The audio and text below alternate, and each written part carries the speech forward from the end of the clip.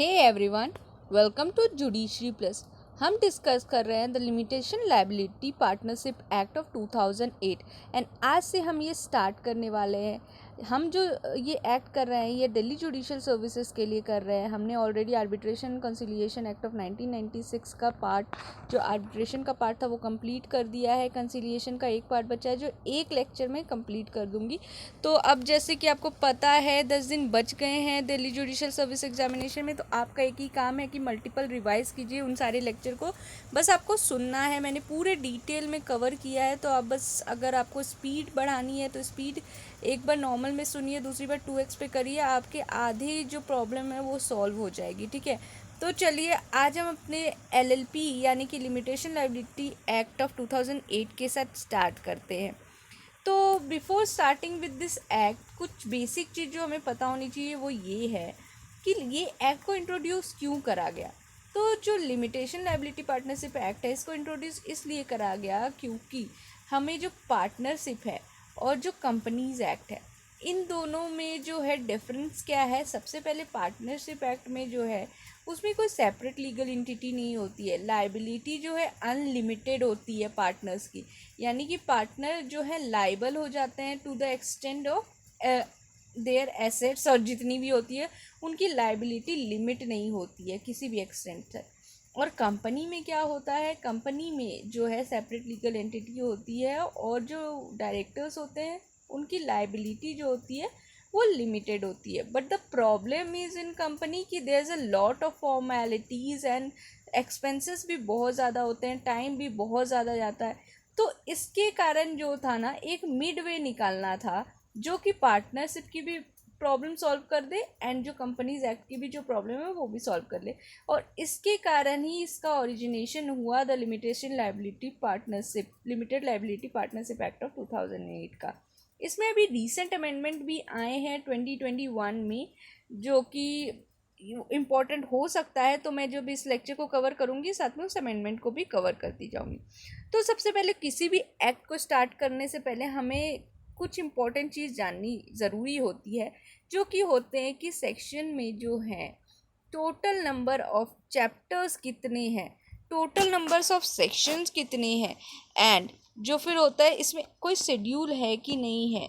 ठीक है, तो मैं आपको दिखा दे रही हूँ। इसमें चैप्टर जो है चैप्टर 14 है। तो मैं आपको बता देती हूँ इसमें टोटल सेक्शंस जो है 81 है, चैप्टर जो है 14 है, और इसमें जो है इसमें शेड्यूल्स भी दे रखे हैं जो कि 4 हैं, स्केड्यूल्स भी 4 इसमें दे रखे हैं। तो वो भी आपके लिए इम्पोर्टेंट होता है। ये सब क्वेश्चन बेसिकली डीजीएस में नहीं बनता है, फिर भी आपको पता होना चाहिए, पता नहीं कुछ भी क्वेश्चन आ सकता है ना। तो चलिए अभी स्टार्ट करते हैं अपनी मेन सेक्शन के साथ। ये आपने देख सकते हैं आप 81 सेक्शन है, 4 शेड्यूल है, एंड जो है आपका चैप्टर मैंने आपको ऑलरेडी दिखा दिया 14 चैप्टर है। ठीक है, तो स्टार्ट करते हैं अपने एक्ट के साथ। तो सबसे पहले देख लेते हैं कि लॉन्ग टाइटल इस एक्ट का क्या है। तो लॉन्ग टाइटल है the limited liability partnership act of 2008 and this act is of 6th number act of 2009। यानी कि ये जो एक्ट है ये 6ठा नंबर का एक्ट था, 2009 में इनेक्ट होने वाला। अब जो है ये एक्ट का इनेक्टमेंट डेट क्या है, इनेक्टमेंट डेट जो है वो वही डेट होता है जिस दिन प्रेसिडेंट ने एसेंट दिया किसी बिल को and it will be converted into an act. तो वो डेट जो है वो इनेक्टमेंट डेट कहलाई जाती है। And this is 7 January of 2009, यानी कि 2009 के 7 जनवरी को इस एक्ट को इनेक्ट कर दिया गया था प्रेसिडेंट के द्वारा। ठीक है, अब देखते हैं कि ऑब्जेक्टिव या प्रियम्बल क्या है इस एक्ट का। तो ये एक्ट को जो है लाया गया था to make provision for the formation and regulation of limited liability partnership and for matter connected therewith and incidental thereto. ठीक है, तो ये था सिंपल सा, इसका कुछ ज़्यादा इसमें से क्वेश्चन बनने के लिए कुछ है नहीं प्रियम्बल में।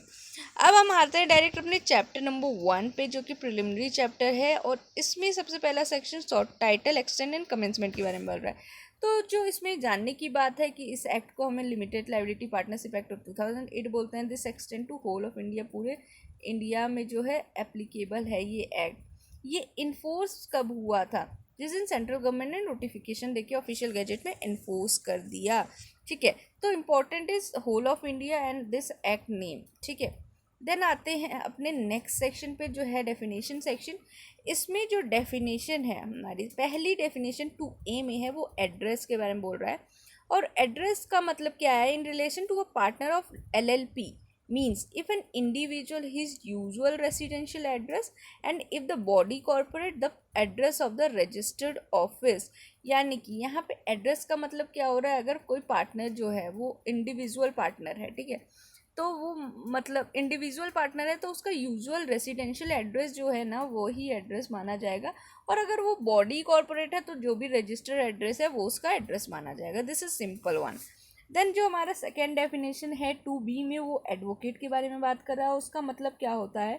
वही होता है जो कि 2K1A में डिफाइन कर रखा है एडवोकेट्स एक्ट ऑफ 1961 में, ठीक है। देन जो है अपीलेट ट्रिब्यूनल क्या होता है? तो NCLAT यानी कि national company law appellate tribunal, जो भी कंपनी एक्ट में कॉन्स्टिट्यूट होता है तो उसको अपीलेट ट्रिब्यूनल बोलते हैं। अब देखिए यहाँ पे कंपनी एक्ट 1956 के बारे में बात हो रही है। वो किस लिए? क्योंकि ये एक्ट जो है वो 2008 में आया था। अब जो है हमारी कंपनी एक्ट में, जो नया कंपनी एक्ट है 2013 का, वो इसके बाद आया। तो जब ये एक्ट आया उस वक्त 1956 का एक्ट फॉलो होता था, इसलिए यहाँ पे 1956 रखा है। लेकिन अब ये चेंज हो गया है, अब नाउ 2013 के जो है एक्ट है उसको हम फॉलो करेंगे, ठीक है। फिर जो है सबसेक्शन D बोल रहा है बॉडी कॉर्पोरेट क्या होगा? तो सेक्शन 3 ऑफ कंपनी एक्ट में जो दिया है, अभी इसका सेक्शन जो है चेंज हो गया होगा क्योंकि ये 2013 के एक्ट के हिसाब से होगा, ठीक है। But this is not important. Important क्या है कि बॉडी कॉर्पोरेट क्या होता है? तो एक LLP होता है जो कि इस एक्ट के अंदर रजिस्टर्ड किया है। फिर दूसरा है कि LLP जो इनकॉर्पोरेट किया गया है आउटसाइड इंडिया। फिर तीसरा होता है कोई कंपनी जो इनकॉर्पोरेट की गई है आउटसाइड इंडिया। तो ये तीन चीज़ जो है ये बॉडी कॉर्पोरेट में आती। क्या? LLP जो इस एक्ट के अंदर रजिस्टर की है, LLP जो आउटसाइड इंडिया रजिस्टर की है, और LLP जो और कंपनी जो आउटसाइड इंडिया इनकॉर्पोरेट हुई है। लेकिन इसमें इंक्लूड क्या नहीं होता है? एक्सक्लूज़न भी दिया है इसका। एक्सक्लूज़न क्या है? बॉडी कॉर्पोरेशन सोल नहीं इंक्लूड होता है। कोई कोऑपरेटिव सोसाइटी जो रजिस्टर है किसी लॉ के अंदर for the timing in force, वो भी इंक्लूड नहीं होता है।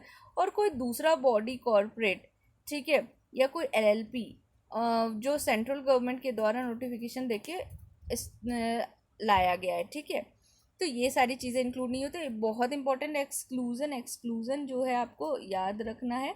तो क्या क्या है? कॉर्पोरेट सोल, कोऑपरेटिव सोसाइटी और अदर बॉडी कॉर्पोरेट, याद रखिएगा, राइटिंग को इग्नोर करिएगा, ठीक है।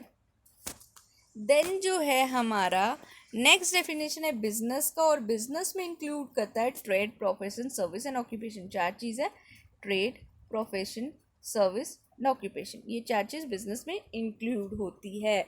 और ये 2E था हमारा। फिर 2F जो है चार्टर अकाउंटेंट के बारे में बोल रहा है। This is not important definition, बस ये याद रखिएगा कि चार्टर अकाउंटेंट किस एक्ट में है। चार्टर अकाउंटेंट एक्ट ऑफ 1949 के अंदर जो इस्टेब्लिश होती है। फिर जो है हमारा G है कंपनी सेक्रेटरी के बारे में बोल रहा है। इसमें भी यही इंपॉर्टेंट है कि कंपनी सेक्रेटरी एक्ट ऑफ 1980 के अंदर इस्टेब्लिश होती है। फिर जो है कॉस्ट अकाउंटेंट में भी यही याद रखिएगा, 1959 का एक्ट है। फिर जो है हमारा नेक्स्ट डेफिनेशन आई है जो कोर्ट के बारे में बात कर रहा है। और ये क्या मतलब बोल रहा है कि with respect to any offence under this act means a court having jurisdiction as per the provision of 77। तो 77 के सेक्शन के हिसाब से जो भी ये जिसका जुरिसडिक्शन दिया गया है, जिस कोर्ट को जुरिसडिक्शन दिया गया है इस एक्ट के अंदर, वही कोर्ट कहलाएगा। जे में डेजिग्नेटेड पार्टनर है, and this is important section, sub section, definition section, इससे आ सकता है क्वेश्चन। तो सेक्शन नंबर 7 में जो दिया है वही जो है डेजिग्नेटेड पार्टनर है, और यहाँ पे डिफाइन किया गया है 2J में, ठीक है, 2J में डिफाइन किया गया है। देन एंटिटी मतलब क्या होता है? कोई कॉर्पोरेट, बॉडी कॉर्पोरेट जिसमें इंक्लूड किया जाता है, जिसको किसी भी पर्पस के लिए इंक्लूड किया जा सकता है फॉर्म सेटअप करने के लिए इंडियन पार्टनरशिप एक्ट में, ठीक है। अब फाइनेंशियल ईयर क्या होता है? जो भी कॉमर्स के स्टूडेंट होंगे उनको पता होगा, वैसे जनरल लोगों को भी पता होता है, ठीक है।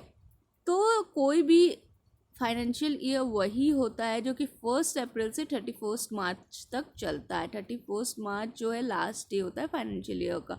1 अप्रैल से न्यू फाइनेंशियल ईयर स्टार्ट हो जाता है। तो इसमें एक इम्पॉर्टेंट चीज़ जो है इसकी प्रोवाइज़ो। ठीक है, इसकी प्रोवाइज़ो को ध्यान से देखिएगा, जिसमें बोल रहा है कि एलएलपी के केस में जो कि इनकॉर्पोरेट हुआ है 30 सितंबर के बाद, यानी कि 30 सितंबर के बाद कोई एलएलपी इनकॉर्पोरेट हुआ है, तो फाइनेंशियल ईयर जो है एंड हो जाएगा 31 मार्च को ही। नेक्स्ट ईयर जो उस ईयर के बाद जो जस्ट नेक्स्ट ईयर आएगा ना, उसमें 31 मार्च को वो जो है फाइनेंशियल ईयर ख़त्म हो जाएगा। देन एम जो है वो फॉरेन एलएलपी के बारे में बोल रहा है। फॉरेन एलएलपी यानी कि फॉरेन लिमिटेड लायबिलिटी पार्टनरशिप मतलब क्या होता है, वैसे एलएलपीज जो कि फॉर्म्ड होते हैं, इनकॉर्पोरेट होता है, रजिस्टर होते हैं इंडिया के बाहर, और जो स्टैब्लिश होते हैं किसी place of business with in India. ठीक है, मतलब फॉरेन एलएलपी बेसिकली क्या होता है, जिनका रजिस्टर्ड ऑफिस, जिनका जो इनकॉर्पोरेशन फॉर्मेशन ये इंडिया के बाहर हुआ है लेकिन प्लेस ऑफ बिजनेस इंडिया में है। ये 2M में कवर होते हैं। Then 2N is also important which talks about LLP limited liability partnership. मतलब क्या होता है, वैसे पार्टनरशिप जो कि फॉर्म होते हैं या रजिस्टर्ड होते हैं इस एक्ट के अंदर। ठीक है, देन हमारा आता है 2O जो कि लिमिटेड लाइबिलिटी पार्टनरशिप अग्रीमेंट के बारे में बात कर रहा है। और इसका मतलब क्या होता है, कोई भी रिटन अग्रीमेंट, एलएलपी अग्रीमेंट मतलब कोई रिटन अग्रीमेंट जो कि पार्टनर्स के बीच में होता है, एलएलपी के पार्टनर के बीच में, और between the LLP and its partner which determines the mutual rights and duty of the partner, their rights and duty in relation to the LLP। ठीक है, तो एलएलपी अग्रीमेंट बेसिकली क्या होता है, जब दो पार्टीज जो होते हैं उन दोनों के बीच में जो अंडरस्टैंडिंग होती है उस पर जो अग्रीमेंट फॉर्म होता है, रिटन फॉर्म में जो अग्रीमेंट होता है, जो पार्टनर्स के बीच में अग्रीमेंट फॉर्म होता है between LLP and it's partners, और जिसमें डिटरमाइन होता है म्यूचुअल राइट्स क्या होंगे, म्यूचुअल ड्यूटीज़ क्या होगी पार्टनर की, ये सारी चीज़ें उसमें डिफाइन होती हैं। तो ये हमारा होता है एलएलपी का अग्रीमेंट, और ये 2O में डिफाइन किया है। NO both are important section. ठीक है, फिर जो है 2P में क्या बात होती है, नेम के बारे में। नेम क्या है, in relation to a partner of LLP means कोई individual, his forename, middle name और सर नेम, और कोई बॉडी कॉर्पोरेट है तो उसका रजिस्टर नेम ही उसका नेम हो जाएगा। Then 2Q is talking about partner, और एलएलपी के रेस्पेक्ट में कोई पर्सन जो पार्टनर बन जाता है एलएलपी पे in accordance with the LLP agreement, वो ही पार्टनर कहलाएगा। देन जो है prescribe which is not important for you. Then 2S is registrar, this is also an important section, important provision. तो रजिस्ट्रार मतलब क्या होता है, तो कोई भी registrar, additional registrar, joint registrar, deputy registrar, और एडिशनल यहाँ था, यहाँ असिस्टेंट रजिस्ट्रार, ये सारे जो है जिनका ड्यूटी जो है रजिस्टरिंग कंपनी एक्ट के अंदर दिया हुआ है, ये सारे क्या कहलाते हैं, रजिस्ट्रार कहलाते हैं।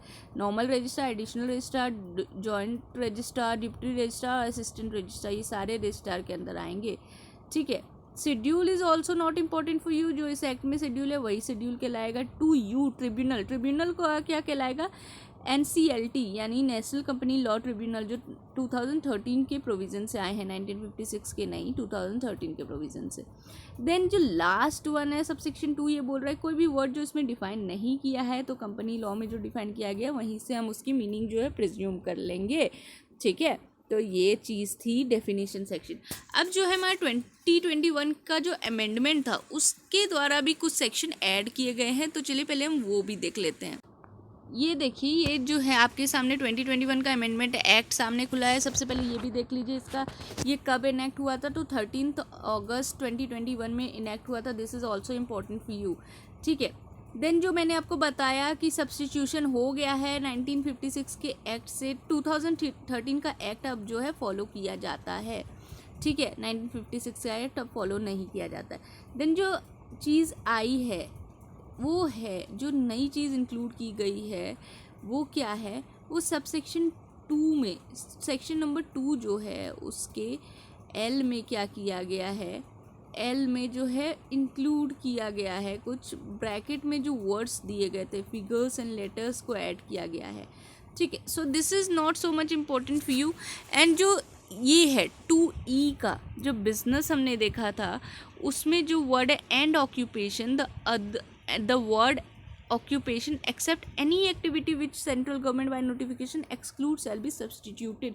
यानी कि उसमें जो हमने डेफिनेशन देखा था, हमने देखा था कोई बिजनेस, ऑक्यूपेशन, ट्रेड, ये सारी चीज़ें उसमें कवर होती है। लेकिन अब क्या है, अब डेफिनेशन में थोड़ी चेंजेस लाई गई है। ऑक्यूपेशन में इंक्लूड कर दिया है ऑक्यूपेशन एक्सेप्ट कोई भी एक्टिविटी जो सेंट्रल गवर्नमेंट नोटिफिकेशन देके एक्सक्लूड करेगी। ठीक है, तो एक्सेप्शन एक ऐड कर दिया गया है इसमें। देन जो है हमारा आर के बाद RA सेक्शन ऐड किया गया है कि जो रीजनल डायरेक्टर के बारे में बात करता है, और उसका मतलब होता है कोई भी पर्सन जिसको अपॉइंट किया गया है सेंट्रल गवर्नमेंट के द्वारा इस एक्ट के पर्पस के लिए या कंपनी एक्ट के पर्पस के लिए। तो रीजनल डायरेक्टर इज इम्पोर्टेंट, याद रखिएगा। RA में दिया है सबसेक्शन 2 के सबसेक्शन RA में। देन जो हमारा रजिस्ट्रार का डेफिनेशन था 2S में, उसका मतलब उसमें भी कुछ चेंजेस आए हैं और उसका वर्डिंग सब्स्टिट्यूट किया गया। यहाँ हम क्या बोल रहा है कि कोई भी पर्सन जो अपॉइंट किए जाते हैं सेंट्रल गवर्नमेंट के द्वारा एज रजिस्ट्रार। अब यहाँ पे सेंट्रल गवर्नमेंट को ये इंक्लूड किया गया वर्डिंग, और यहाँ पे बोल रहा है जो सेंट्रल गवर्नमेंट ने अपॉइंट किया as a registrar, assistant registrar, additional registrar, joint registrar, deputy registrar, तो ये सारे जो हैं वो कंपनी एक्ट के अंदर जो भी फॉलो होते हैं ये सारे रजिस्ट्रार कहलाएंगे। फिर जो टी था, सबसेक्शन टी के बाद TA ऐड कर दिया है, and this is small limited liability partnership, और this is very much important. बहुत चांस है कि ये आ सकता है। ठीक है, स्मॉल लिमिटेड लाइबिलिटी पार्टनरशिप, और उसका मतलब क्या होता है, वैसे लिमिटेड लाइबिलिटी पार्टनरशिप जिसका कंट्रीब्यूशन जो है, मतलब पूंजी जो उसने लगाई है वो एक्सीड नहीं करना चाहिए 25 लाख रुपीज़, और such higher amount not exceeding 5 crore, यानी कि 25 लाख से 5 करोड़ के बीच में इनका कंट्रीब्यूशन होना चाहिए। ठीक है, देन जो है दूसरा बोल रहा है टर्नओवर कितना होना चाहिए। टर्नओवर जो होना चाहिए वो होना चाहिए 40 लाख रुपीज़ से लेकर 50 करोड़ रुपीज़, यानी कि 40 लाख रुपीज़ से लेकर 50 करोड़ जो है वो टर्नओवर को अगर सिंपल वर्ड्स में समझे तो जो भी रेवेन्यू आपकी जनरेट होती है, तो जो हमने कंट्रीब्यूट किया, जो हमने लगाया है पैसे बिजनेस में, वो जो है 25 लाख से 5 करोड़ है उसका जो रेंज है। एंड देन जो हमने अर्न किया है उसका रेंज क्या है, उसका रेंज है 40 लाख से 50 करोड़ रुपीज़ जो टर्नओवर कहलाती है, एंड दिस इज़ कंट्रीब्यूशन। ठीक है, तो ये जो है इम्पॉर्टेंट चीज़ है याद रखने को, एंड बहुत ज़्यादा चांस है कि ये आ सकता है। 2A में दे रखा है, ये भी याद रखिएगा 2021 के अमेंडमेंट के थ्रू ऐड हुआ है। फिर जो है इसका सबसेक्शन 3 भी हो रहा है, जो बोल रहा है कि जो मीट करता है ना ऐसा रिक्वायरमेंट, उसको ही हम बोलते हैं स्मॉल लिमिटेड लायबिलिटी पार्टनरशिप। ठीक है, तो ये था हमारा अमेंडमेंट इन सबसेक्शन 2। बाकी के अमेंडमेंट जो है वो भी हम साथ साथ पढ़ते जाएंगे जब हम सेक्शन पढ़ेंगे, और उसके साथ ही हमें अमेंडमेंट भी पढ़ते जाएंगे ताकि जो है हमें रिटेन करने में ज़्यादा आसानी हो। एंड डोंट वरी, मैं ये एक्ट जो है वो आपका ख़त्म करवा दूँगी। आपका एक ही काम है कि आप इसको मल्टीपल टाइम सुनिए बिफोर द एग्जामिनेशन, क्योंकि मैंने कुछ भी नहीं छोड़ा, हर चीज़ कवर की है जिससे भी आपका क्वेश्चन बन सकता है। सो आज के लिए इतना ही रखते हैं। मुझे कमेंट सेक्शन में कमेंट करके बताइएगा कि आपको ये लेक्चर कैसा लगा। So this is advocate twinkle Jha signing off today's session. Thank you.